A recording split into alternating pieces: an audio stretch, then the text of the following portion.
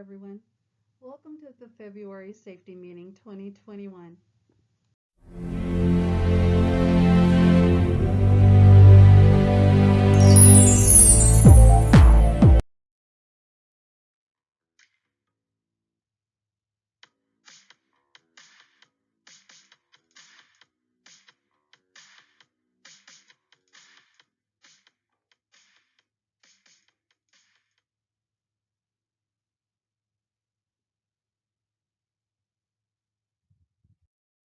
This month we're going to talk about the cell phone policy, drug and alcohol testing, hours of service, and evacuation drills.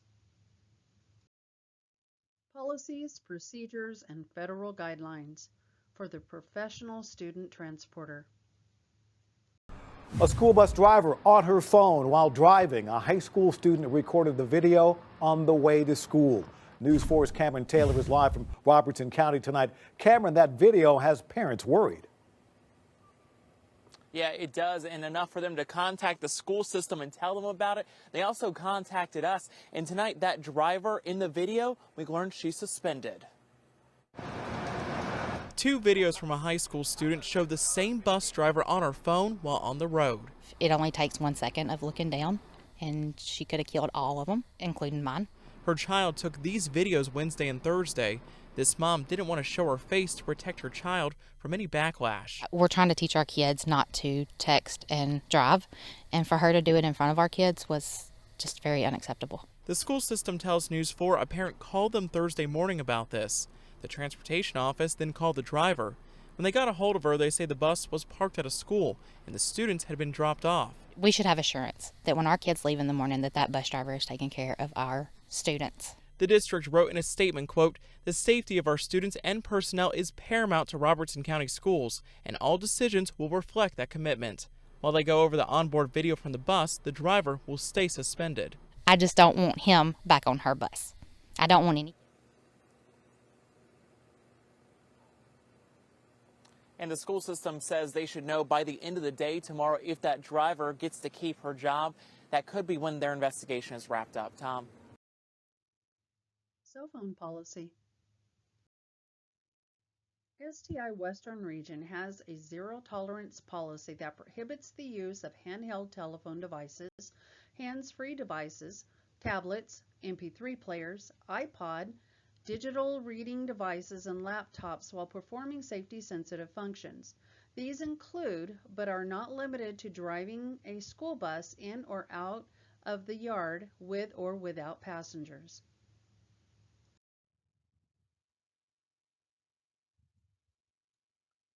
In the event of an emergency, you must proceed to a safe location off the roadway, which requires parking and securing the vehicle before using the cell phone.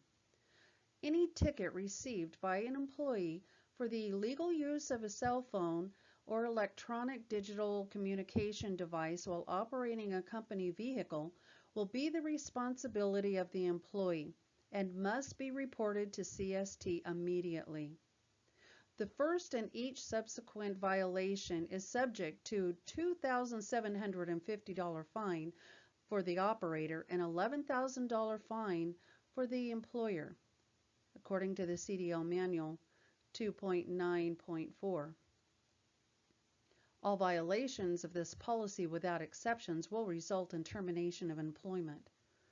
This applies to all drivers, monitors, and mechanics. Prohibited actions: making or receiving cell phone calls, listening to voicemails, receiving or sending text messages, reading or sending emails.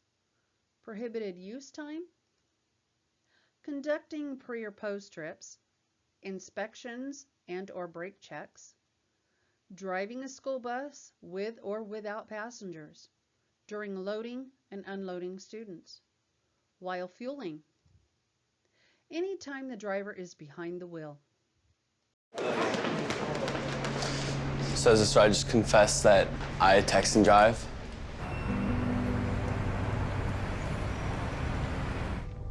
If I get a text, I'll look at my phone. It's definitely texting. Instagram, Twitter, Facebook. Snapchat. I do Snapchat and drive sometimes. Is that like making Snapchats or watching them? Making them. A, texting is like my main form of communication. Boredom, honestly. And B, well, no, I guess no, it's really just A. I've only never done it at stoplights. I've always been really good about it. The passenger has a pretty important role driving now, where they're like, oh, red light, red light. If someone that you like texts you, you're like, you can't just like let it sit there without just knowing what they said. Because what if something exciting's happening or something happened? Like, every time I do it, I think about it, I'm like, why am I doing this? And then I just keep doing it. So I'd like to, want to introduce you to a friend of ours.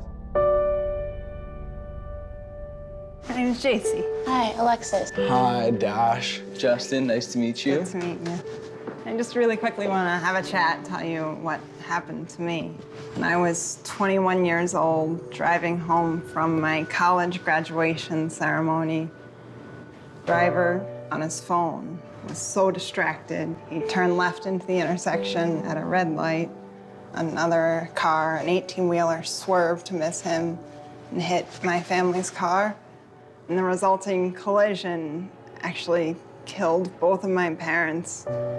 I spent 2 months in the hospital fighting for my own life, and then 2 more months in a rehab hospital, learning how to walk again, learning how to speak again, learning how to dress myself and how to feed myself. I live with a partially paralyzed body. I didn't have my daddy to walk me down the aisle when I got married.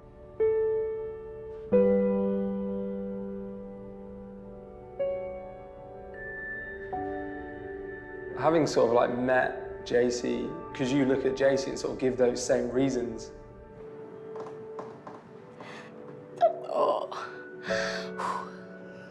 Usually I use my phone to change a song on. I try to use it as little as possible, but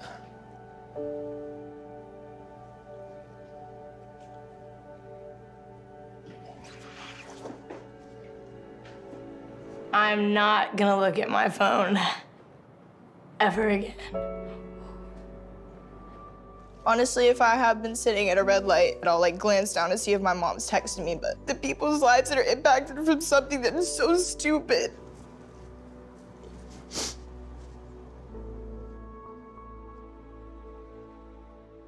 I can assure you on my drive home right now, I'm not going to use my phone and drive, and I'm not going to do it when I go to work tomorrow and the next day after that until, it becomes a habit, and that just doesn't happen at all. I know this is hard, I'm sorry, it's hard for me too, but this is real. You have the power to really actually make a difference and do something about it.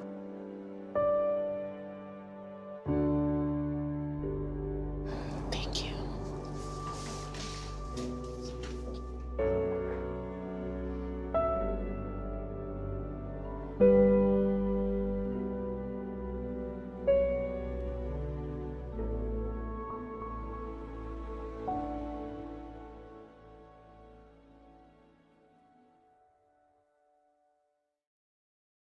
Drug and alcohol testing. Drug and alcohol testing. Types of testing: pre-employment, random, post-accident, reasonable suspicion, return to duty or follow-up, and post-accident or injury testing. Who is subject to random testing? All CST employees are subject to random drug and alcohol testing. The DOT Department of Transportation requires CST to test 50% of safety-sensitive employees for drugs per year. Out of 50% of employees tested for drugs, 10% will also be tested for alcohol. CST policy is to discharge all employees who have a positive drug or alcohol test. Rehabilitation. Employees may tell their manager or human resources that they have a drug or alcohol problem prior to any drug or alcohol testing requirement, pay for their own drug and alcohol rehabilitation, and can return to work once they have completed their rehabilitation program. The employee will be put on unpaid leave of absence while they are in the rehabilitation and follow-up testing program. Remember, You cannot mention it after you have been served. This is prior to any drug or alcohol testing requirement. So what happens when you are called for a random? Once you have been notified of a random selection, you must go directly to the testing collection site with the paperwork given. You must remain at the collection site until collection is completed. You will be given a copy of the chain of custody to return to the employer. Once you are notified, it is mandatory for you to proceed directly to the collection site. If you do not appear at the collection site at the scheduled time, it is classified as a refusal to test. A refusal to test is considered a positive test. Any employee that refuses to test will be immediately removed from safety-sensitive functions and can and will be subject to termination of employment. You have refused to take a drug test if you failed to appear for any test within allotted time, failed to remain at the testing site until the testing process is completed, failed to provide a urine specimen for any drug test required, or leaving the collection site without providing a urine specimen, failed to provide a sufficient amount of urine when directed, and it has been determined through the required medical evaluation that there was no adequate medical explanation for the failure, fail or decline to take an additional test after the employer and collector have directed you to take,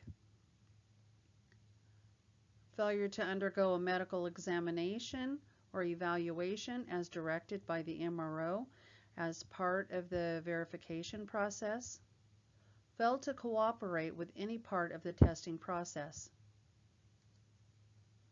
Admit to the collector or MRO that you adulterated or substituted the specimen. Post-accident testing. Any accident involving a fatality, vehicle towed from the scene, or anyone transported by ambulance. Reasonable suspicion testing. Reasonable suspicion testing, also known as for-cause drug testing, is performed when supervisors have evidence or reasonable cause of to suspect an employee of drug or alcohol use. Evidence is based upon direct observation either by a supervisor or another employee. Specific reasons for reasonable suspicion testing include physical evidence of illicit substance, patterns of erratic or abnormal behavior, disoriented or confused, or an inability to complete routine tasks. Return to duty. Under federally mandated testing guidelines, return to duty drug tests are performed after one of three events: a positive drug test result, a refusal to test, or a violation of specific drug and alcohol rule. Follow-up testing. Following treatment, a substance abuse professional will set up the follow-up testing program. A minimum of 6 tests must be conducted in the first 12 months following treatment. An employee may be subject to testing for a maximum of 60 months or 5 years. Today's video is going to be a little bit different. We often talk about drug testing and employers, and we give a lot of education to employers about drug testing. But we're getting a lot of questions from employees and from applicants asking us what to expect when they go for a drug test. So today's video is going to focus on the employee or the applicant experience with a drug test.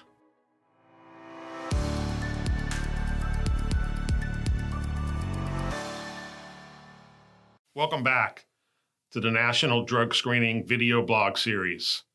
I'm Joe Riley, president of National Drug Screening. Today's video is geared towards the applicant or the employee that might be going for a drug test as part of applying for a job or working for a company that has a drug-free workplace program. We get many calls from folks that want to know more about what's going to happen when they go for a drug test.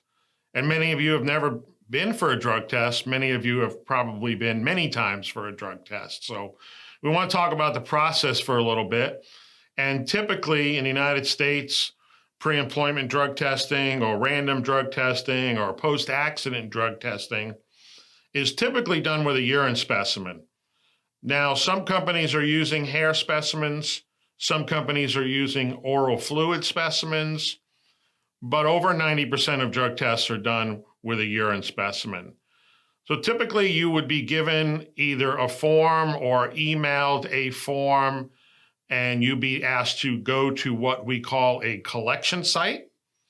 And a collection site could be like a Quest Diagnostics facility where you go for lab work, or a LabCorp facility similar to Quest, or it could be some other type of walk-in medical clinic or occupational or urgent care clinic. And so you go to the facility, you bring an authorization form or a custody and control form, some type of paperwork so that the facility will know what you're there for.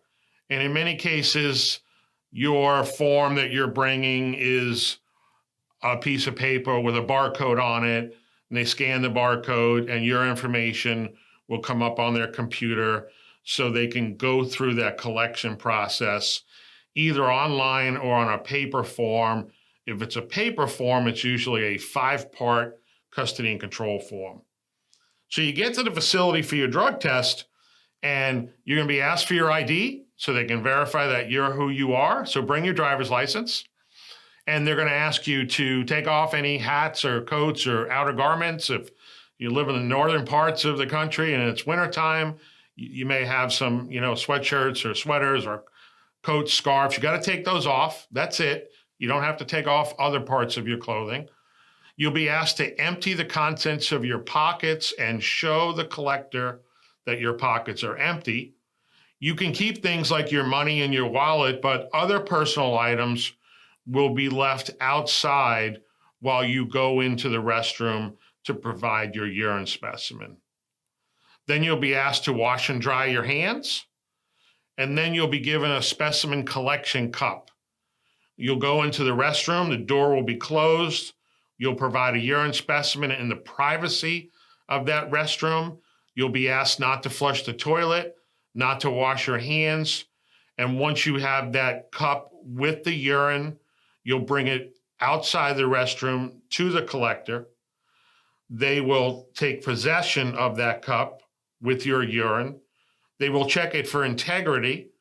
They will make sure it has a temperature that's in normal range for urine that came out of the body. Make sure the color is normal and make sure they have adequate volume. They'll pour your specimen off into separate vials. They'll seal it up. It will have a unique number on the seal that matches the unique number on your paperwork. They'll ship that specimen to the laboratory.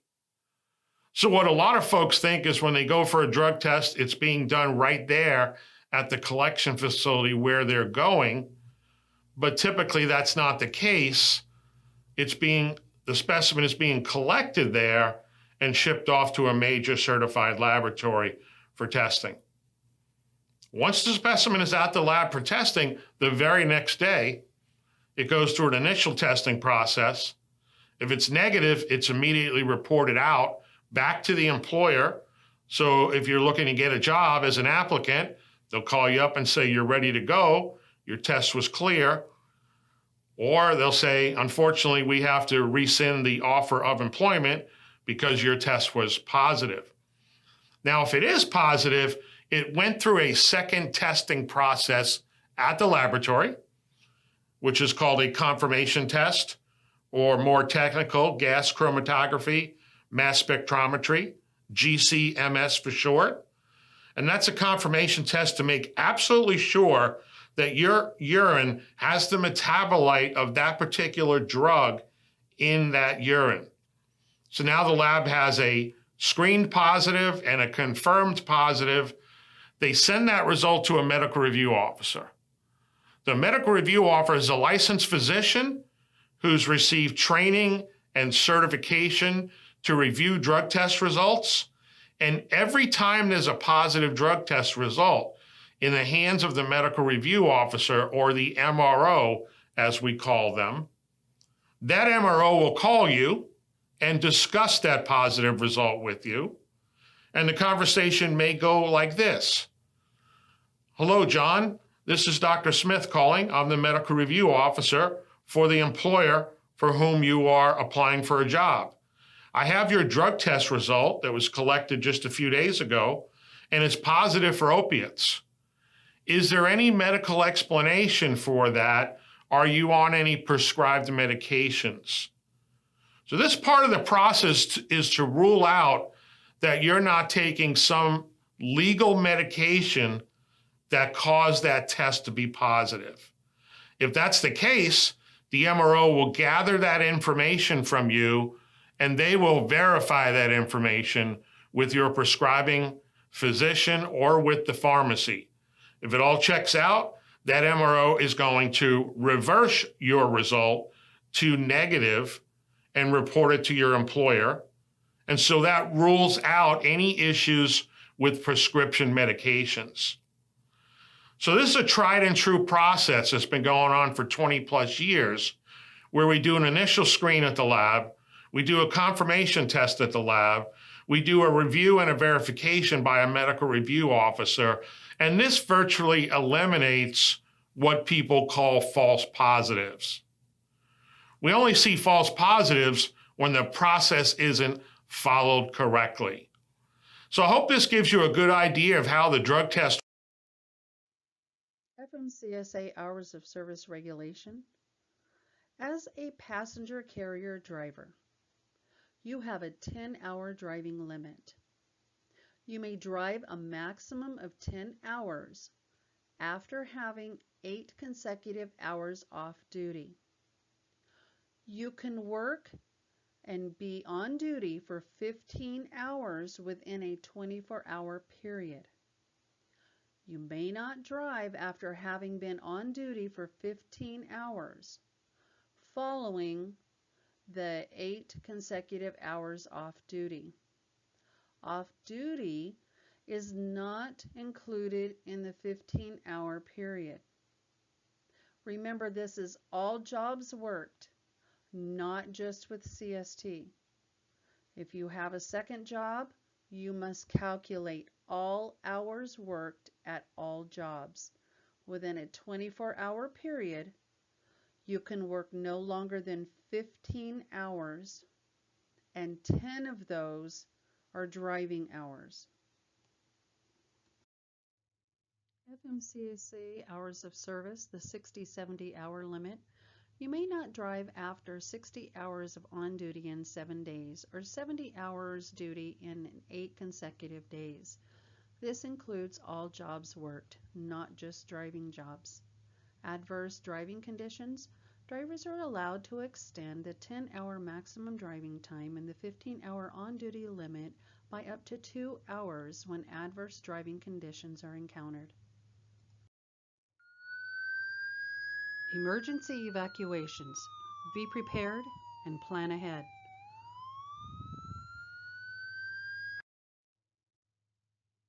West Ada School District evacuation drills are scheduled from March the 1st through March the 5th of 2021. Evacuation drill dates. Mark your calendar for March the 1st for elementary schools. We will conduct an evacuation drill for all elementary schools on March the 1st. March the 2nd and the 3rd will be all high school routes. On Tuesday, all even-numbered routes will conduct an evacuation drill. On Wednesday the 3rd will be all the odd-number routes. March the 4th and the 5th will be the middle schools. Thursday the 4th, all even-numbered routes will conduct an evacuation drill, and on Friday, all the odd-number routes will conduct an evacuation drill. This information will be put in your box, as well as how each school should conduct their evacuation. If you have any questions, please see Regina in the safety department. When should you evacuate a school bus? When it is safer off the bus than it is on the bus. When to evacuate the school bus? 1. Danger of fire. 2. A dangerous position on the roadway or stuck on the railroad crossing. 3. Danger of water or going into water. Front door evacuation. Driver designated helper must take position outside of the door. The driver's designated leader will guide the students at least 100 feet or 3 bus lengths away from the bus. The driver will direct the students from the front of the bus, from right to left or row by row, to follow the leader. The driver will repeat this procedure as he or she moves toward the rear of the bus. The driver will then walk toward the front of the bus to ensure that no students have been left behind. The driver and the helper will join the students away from the bus. Rear door evacuation. The driver will instruct the students to use the sit and scoot technique. The driver will go to the last 2 seats of the rear of the bus. The driver will designate helpers to take position outside of the back door. The driver will designate those helpers to guide the students at least 100 feet away from the bus. The driver will instruct students from the rear seats of the bus row by row to follow the leader. Driver will repeat the procedure walking toward the front of the bus.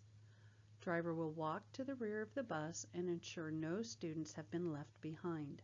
The driver and helper will join the students away from the bus. Evacuation, split door evacuation. When would you use a split door evacuation procedure? Well, if you need to exit the bus quickly, such as on a railroad tracks, if you need to evacuate using both the front and the back door exit, do not have the students cross the tracks. Evacuate at least 100 feet, if not more, away from those tracks in the direction the train is coming. Evacuation for special needs. Developing a plan. All sped routes should develop a written evacuation plan for all students, identifying unique needs in the plan. Every bus staff person should know their role in case of emergency and should be able to verbalize explaining the plan in less than 1 minute. A copy of the written plan needs to be given to the safety manager, and another should be kept in the bus for EMS to access if and when needed. You should also know the hospitals, fire, and police stations in your area. Use your resources: the school nurse, occupational therapist, your physical therapist, speech and language therapist, other members of the IEP team as appropriate. Most importantly is that the students learn to exit the bus calmly, orderly, and as quickly as possible. It is important that they learn to follow the directions. In case of an actual emergency, this may play a big part in their safety and others. Don't forget to thank them for a job well done. In an actual emergency, you will notify dispatch that you are evacuating the bus. If time permits, tell them your location. If not, you can contact them after you have exited the bus and are safely with the students. If EMS needs to be notified, dispatch will do that for you. Or have a responsible student or an adult at the scene call 911. The sooner you notify someone, the sooner help will be on their way to assist you.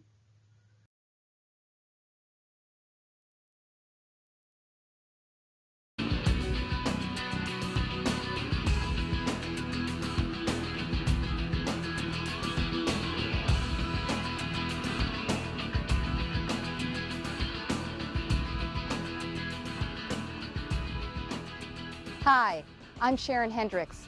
Millions of students take the bus to school in North America, and it's a safe way to go. In fact, the numbers show that it's much safer than traveling by car. But of course, emergencies do happen, and they sometimes require a quick evacuation of the bus. That's what we'll talk about today.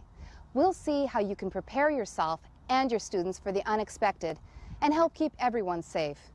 Now, the first question to consider is, when do you evacuate? The answer? Only when absolutely necessary. Remember, there are situations where your kids will be much safer staying on the bus.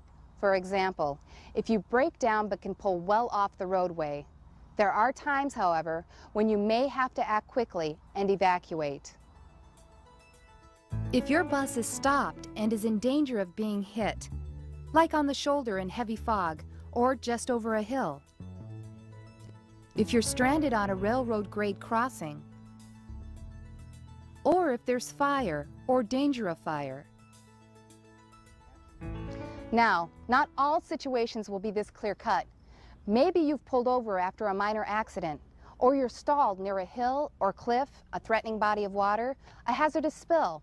Here's what should guide you. If the danger is increased by staying on the bus, it's time to get your kids out. Next question, which way out? I'm sure you know, buses come in many different exit configurations. There are front doors in combination with back doors or side doors. There are wheelchair lifts, exit windows, and roof hatches. We'll look at each of these so that you'll be prepared to quickly choose the safest way out of your bus and then successfully evacuate your kids. But first, here are several things you can do in advance that will help you be fully prepared for emergencies.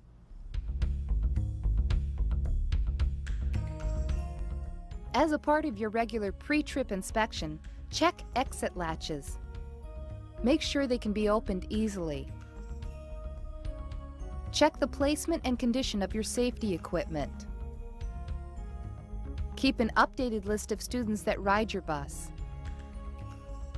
And learn how to get to exits by counting seats. In a bus filling with smoke, you may not be able to see the exits. Also, remember that once your bus is loaded, you should make sure exits are never blocked by things like musical instruments and athletic equipment. And as we'll soon see, you'll need to pick kids to be helpers and leaders who'll be able to assist with the evacuation. Make sure they're sitting near the exits and don't pick kids who are last on or first off. Okay, one last thing before we get going. In the event of an emergency evacuation, you'll need to remain as calm as possible.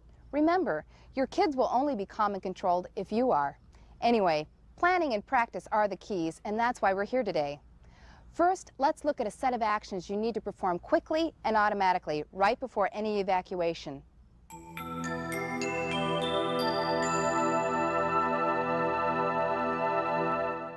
Once you've made the decision to evacuate, you should turn on your hazard lights, put the bus in gear or in park, set the parking brake, and turn the key to accessory or remove it.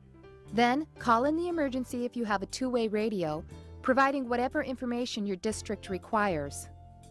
And if your district allows it, drop the radio mic and your first aid kit out the window for later use.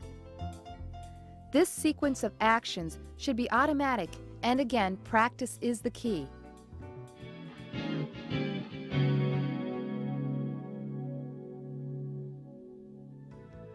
Okay, now it's time to get your kids safely out. Face your students and in a calm but strong voice, announce the evacuation. Attention students, are going to have a front door evacuation. Helper, I need you to take your position outside. Direct your helper to get in position just outside the door, ready to help small kids off the bus. Then, instruct your leader where to take the kids. Pick a spot at least 100 feet or 30 meters away from the bus and safely away from traffic. Then position yourself facing the front of the bus and release the kids one seat at a time, beginning with the front right seat. In a calm voice, tell them to walk and not push, and remind them to leave all their lunch boxes and knapsacks behind. And for safety at the door, instruct the kids to use the handrail, and smaller kids to take the helper's hand as they exit. Throughout the evacuation, you'll also have to keep an eye on kids already out of the bus. They should be following the leader, single file to the designated safe waiting area, and the leader should see to it that no one wanders off. Once you've released the last kids, start at the rear and inspect every seat as you move to the front, checking for any remaining kids. On the way out, grab your student list and any necessary safety equipment. Place reflectors to protect the scene. And then join your students at the safe waiting area. Finally, keep everyone together as a group until assistance arrives. Now, what about the question of speed? How fast do you need to evacuate? Well, you don't want to rush. That invites accident and injury.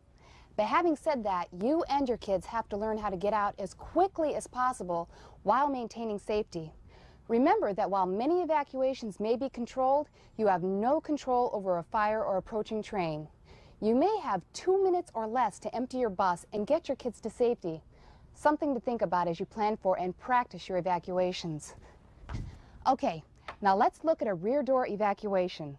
All the basic principles of the front door procedure apply. However, your release of students is conducted from the rear of the bus, and the height of the rear door requires extra caution.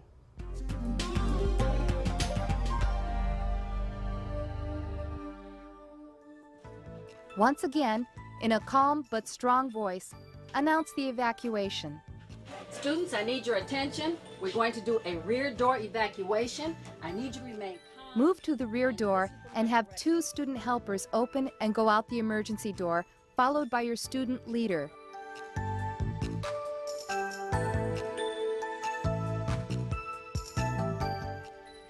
This time you direct the students to exit from your position at the rear of the bus, beginning with the right rear seat. You may want to help some of the students sit and scoot. Sit on the edge of the bus and scoot out, with the assistance of the helpers if needed. Doing this makes for the shortest jump down. Once again, you should check carefully for any remaining students. Grab your student list and any necessary safety equipment. Place your reflectors, and then join your group at the safe waiting area. And one other thing, to evacuate a bus that's filling with smoke, your students will need to know that they must stay low, below the smoke, and feel their way to the exit. And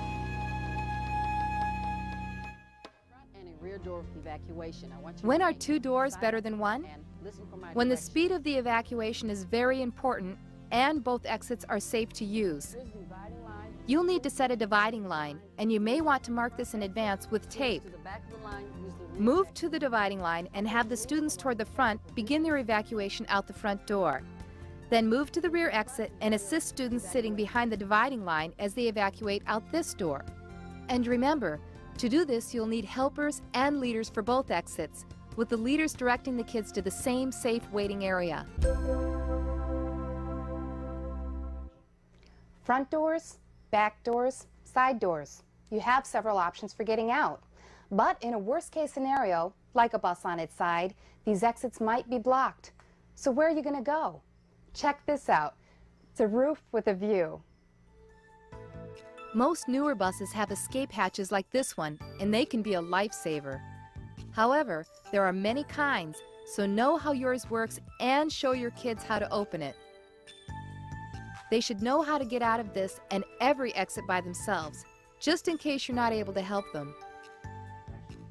There's still one other way out, the windows. Some buses are even equipped with special emergency window exits. Now, your district may not want you to practice a window exit, but you should still make sure your students know they can use windows if necessary. There are windows that flip open horizontally and vertically that helpers may need to hold open during an evacuation. You'll need to show your students how the ones on your bus work. Show them how the windows release and how helpers assist. How to ease out feet first. How they could step on the bus molding for support. And what they would do to safely drop to the ground. Also, if you drive a rear engine bus, show your kids how to open and secure the rear hatch. This is another important way out if the bus is on its side. And as a last resort, on many buses the front windshield can be kicked out or punched out with the fire extinguisher. Your students can then slide down the front of the bus with assistance from the student helpers. Well, we've covered a lot of information, But it all comes down to 3 key points. First, know your bus. Know how to get to every exit by counting seats if you have to, and make sure that you and your kids know how to operate every exit mechanism without hesitation. Second, know your kids. Keep an up-to-date list of students that ride your bus and any special requirements they may have. And choose responsible helpers and leaders and instruct them carefully. And finally, plan ahead for different kinds of emergencies and practice. Following your district's guidelines, you should practice with your kids to the point where you're all comfortable with every evacuation procedure, and where they could perform an evacuation without you if it was necessary. I hope you'll never be faced with an on-the-road emergency, but with a little practice, I'm confident you'll always be ready for the unexpected.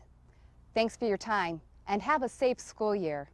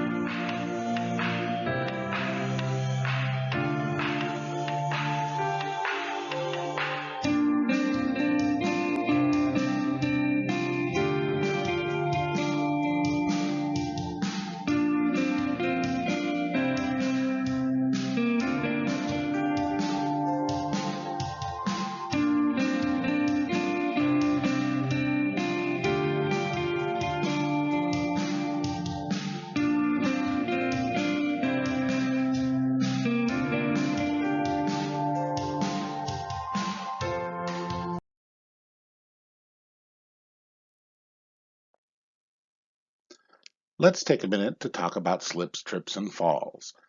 Slips, trips, and falls account for 37% of all injuries, and most of our injuries on the lot have resulted from slips, trips, and falls.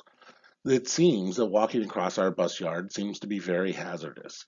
So let's take a minute and think about what can we do to prevent these types of injuries. Let's watch a quick little video that will help us think about those things.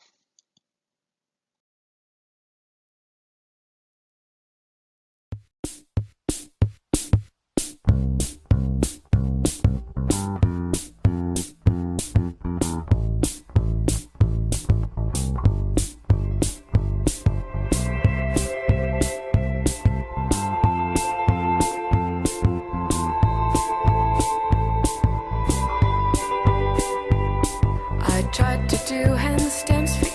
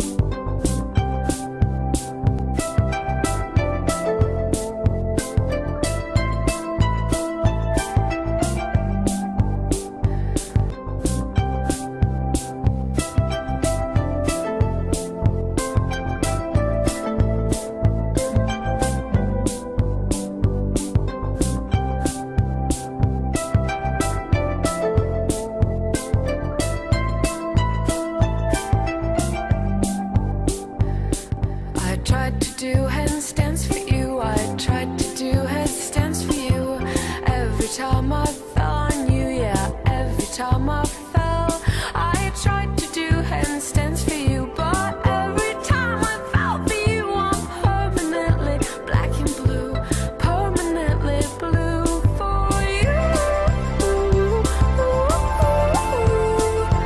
For you. So black and blue for you.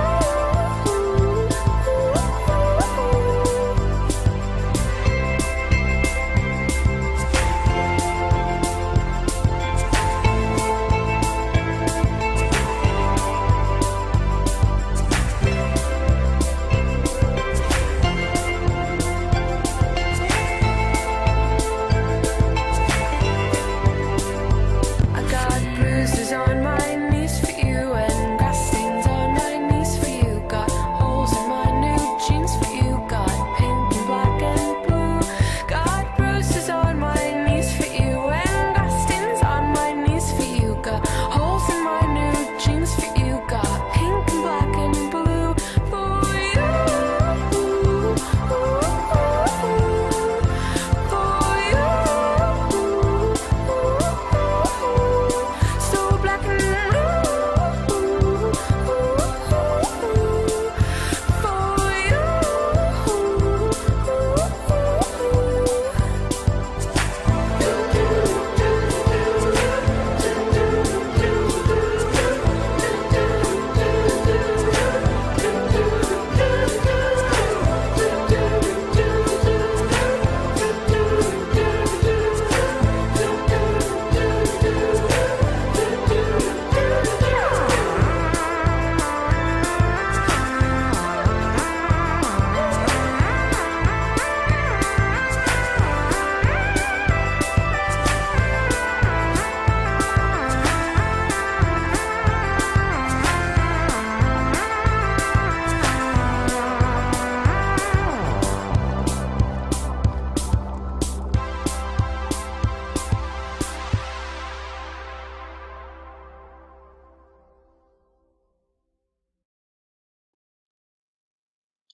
All right, I hope you enjoyed that little video.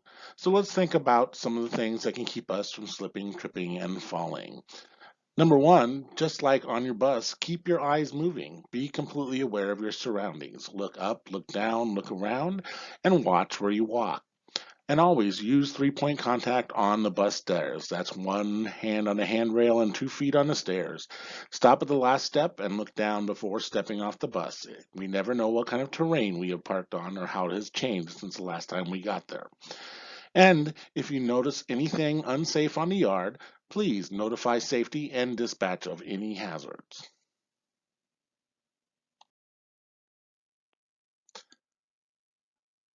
All right, let's talk about child search for a minute. This is one of the most important things that you can do as a school bus driver to help keep your children safe.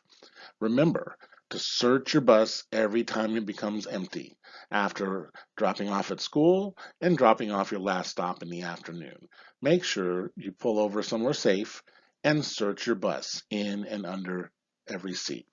And every time you get off the bus, just be in the habit of walking to the back and searching your bus every time before you get off the bus. And search, don't check. Checking implies just a quick glance. Searching implies you're being deliberate in your search, that you are purposefully looking for the smallest object. And don't rush. Take your time. You would not want your child or grandchild left on the bus, so make sure you're doing a proper child search. So, with that said, ask yourself why you search.